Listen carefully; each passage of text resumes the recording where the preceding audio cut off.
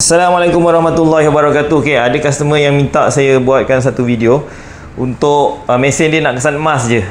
Ni bagi kami geng-geng detector ni sebenarnya dia ambil all metal, dia akan gali juga. Dia tak tengok lah barang tu emas saja ke, besi saja ke, duit saja ke.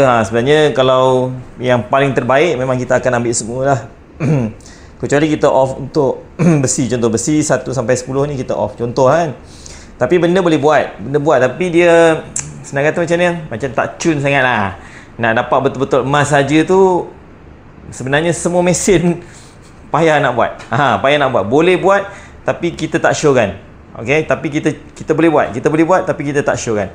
Saya tunjuk sampel contoh okey emas ni. Contoh emas ni, cincin ni contoh kan. Untuk mesin score tu ni score lebih kurang sama ni. Okey, untuk score ni tengok nombor ID dia. 19, 20, dia main kat situ lah. So barang ni memang kita nak 19, 20. Jadi dia duduk kat sini lah 19, 20. Jadi benda lain tu kita kena buang. Ok, contoh saya bagi. Yang kita nak tu janganlah kita buang. Allah Akbar. Ok, yang kita tak nak. Ok, contoh ni duit 50 sen. Kita tak nak. Kita tak nak duit. Kita nak ambil emas je. Ok, duit 50 sen. Kita dapatkan dulu nombor ID dia. Kita ambil nombor ID dia. Kita lalu dulu kat coil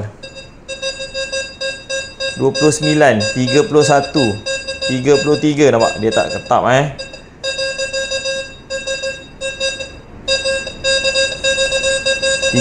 31. Katalah 30, 31. Saya cuba 30. Saya pergi dekat score ni, pergi kat setting, ambil yang ikon yang sini hujung ni.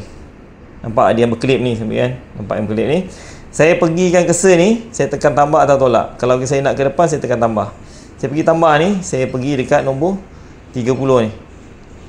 30 ni saya off, saya buang gongak dia. Saya tekan tambah, tolak dan button ni tengah ni untuk add dengan remove. Okay, nampak dia macam dah lari tapi dia lari. Okey, ni yang coin ni tadi. Nampak dia dah tak berapa lah. Dia tak banyak lah. Kalau nak buang lagi boleh 31 ni. Tapi nanti takut you rugi benda lain. Dia dah tak jelas lah, dia dah putus. Macam tu je caranya. So dapatkan sampel barang apa yang kita tak nak. Barang apa yang kita tak nak. Kemudian pergi dekat menu ni, pergi kat setting, pergi dekat yang ikon ni, tambah ni, pergi sini tambah tolak pergi kiri kanan, pergi kat gambar yang ni, pergi kat ni. Kemudian dapatkan nombor ID. Dapatkan nombor ID barang yang kita nak buang tu. Kemudian pergi pada ni tambah atau tolak ni, jalankan cursor ni. Maksudnya bila saya tekan tambah, cursor ni akan ke hadapan. Kalau saya tekan tolak, dia akan reverse ke belakang. So kalau kita tak nak nombor 30 ni, kita pergi dekat cursor yang hitam ni, kita tekan bawah ni. So dia akan gongak lah atas ni. Kalau kita nak add balik semula, kita tekan balik semula. Macam tu. Ni add remove. So bila saya off, saya petang balik ke muka depan, dia akan jadi macam ni lah, akan gongak ni. So gongak ni yang akan menyebabkan barang tu tak detect. Nampak? Dia tak detect dah ni. Jadi kalau anda nak kesan emas 19 hari ni, katalah ni ID ni nak kesan emas 19. So ID 19 tu jangan buang lah.